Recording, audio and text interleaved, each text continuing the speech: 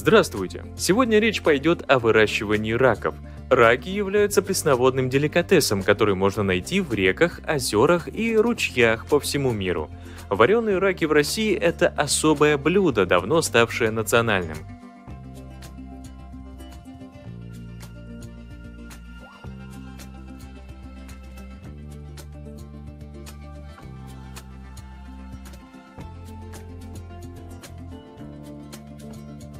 Однако в природе количество раков становится все меньше и меньше из-за ухудшения экологической обстановки, потому и цена на них постоянно растет.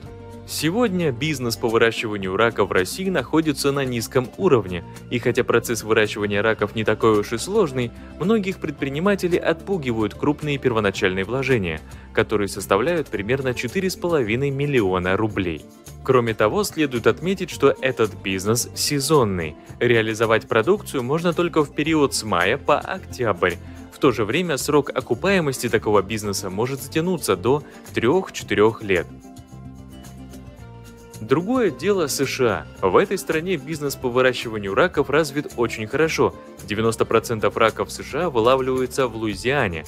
В этом штате обычно 2/3 урожая собирают с марта по июнь. Примерно половина всех производственных затрат приходится на промысел, а отлов требует значительного количества труда. Так, одна из известных компаний вылавливает примерно 27 тысяч килограмм раков каждый день. Выращивание раков является очень прибыльным бизнесом для Луизианы. В экономику штата этот бизнес приносит ежегодный доход в $300 миллионов. Но так было не всегда. Успех пришел в 80-х годах прошлого века, когда некоторые фермеры, выращивающие рис, решились на крупную авантюру. Ища новые источники дохода, они стали экспериментировать с выращиванием раков, которые жили в их рисовых полях.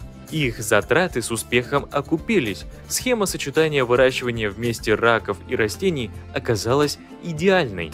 Таким образом, помимо риса, фермеры получили новый источник дохода. Всего за 9 лет возникла и развилась одна из крупнейших компаний по производству раков в штате, которая стала зарабатывать на раках 4 миллиона фунтов стерлингов в год. Такого успеха не ожидал даже руководитель компании, все получилось довольно органично. Но поскольку индустрия выращивания раков довольно молода, этот бизнес стал похож на Дикий Запад, нерегулируемый и стремительный. Так как же фермеры Луизианы, выращивающие рис, решились ловить раков? И почему они до сих пор остаются в этом жестком бизнесе? Раки относятся к пресноводным ракообразным и являются родственниками лобстеров и креветок. Они обитают в заливах, реках, болотах и рисовых полях, подобных этому. И если присмотреться, то в поле можно увидеть несколько нор, таких как эта. Около 40 лет назад фермеры, выращивающие рис, заметили, что двухлетний цикл выращивания синхронизируется с двухлетним циклом выращивания риса. Поэтому сегодня многие рисовые поля Луизианы засеивают маленькими рачками раз в 2 года.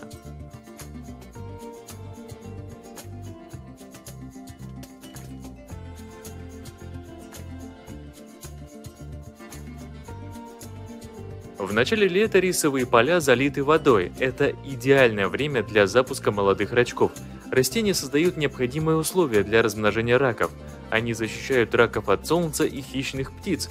Растительность служит пристанищем для микроорганизмов, таких как водоросли, личинки и черви. Это отличная пища для раков.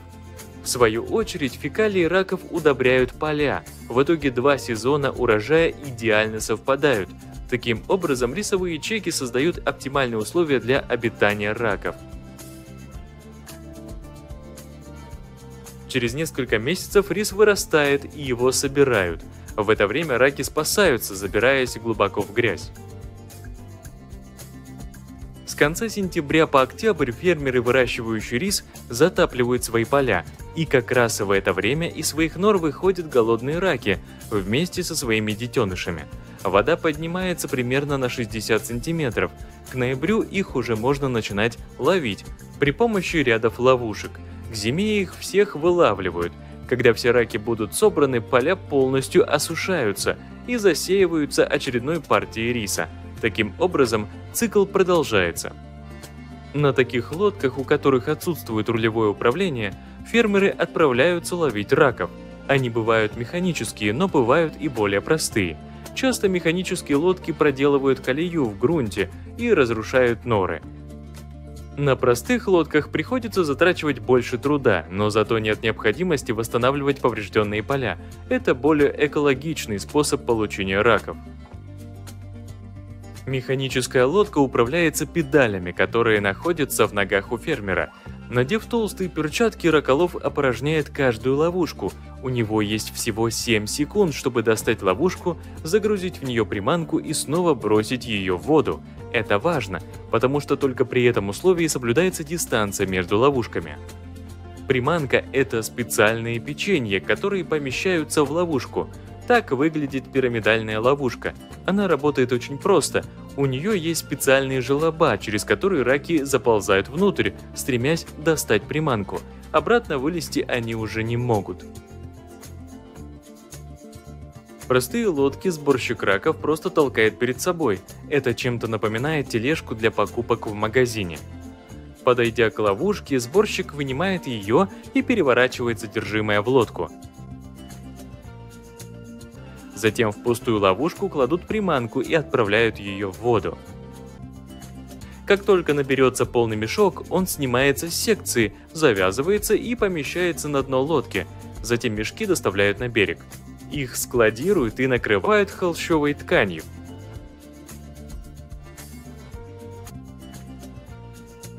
Через некоторое время приезжает квадроцикл с тележкой, чтобы забрать мешки.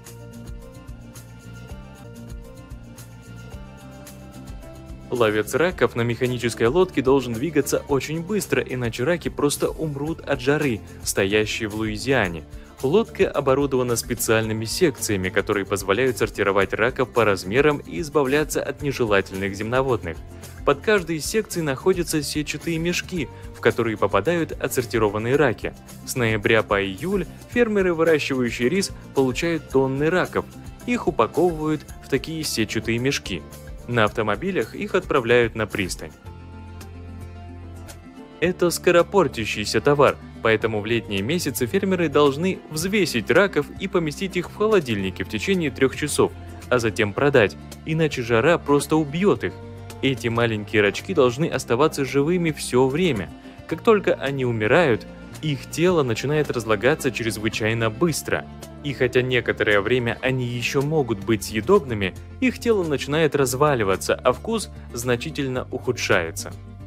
Собранные в мешки раки перевозятся на перерабатывающее предприятие, где их моют, сортируют по размеру, а затем упаковывают для отправки покупателям. Так выглядит обработка раков на фабрике. Они медленно двигаются по конвейеру, при этом удаляется грязь и мелкие жучки. Дальше машина сортирует их по размерам. Для этого раки движутся по трубкам, расстояние между которыми к концу становится все шире и шире. Поэтому вначале собираются самые маленькие рачки, которые впоследствии будут выпускаться на поля для формирования нового урожая. Затем собираются средние раки, а в конце крупные, которые и отправляются покупателям. Также оператор оценивает продукцию на глаз, проверяя, чтобы не было мертвых раков, рыбы, улиток, черепах и посторонних предметов. Большой опыт работы оператора позволяет осуществлять контроль быстро и качественно. Готовая продукция попадает в мешки, вес которых достигает 13,5 кг. Готовые мешки складывают, пересыпают льдом и грузят в грузовик для доставки покупателям. Оставшихся маленьких рачков отвозят на рисовое поле. Здесь рабочие высыпают рачков по всему полю. Эта работа довольно тяжелая.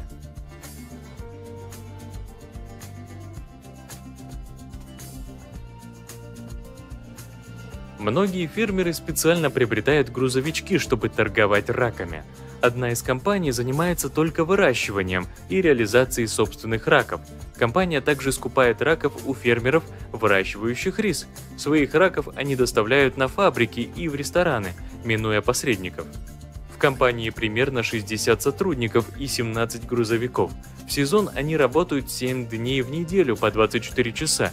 Такая машина для мойки раков стоит $150 000. Иногда раки кусаются, хотя и не больно, и за этим нужно следить. Сразу после промывки раки отправляются в холодильник, чтобы сохранить их живыми.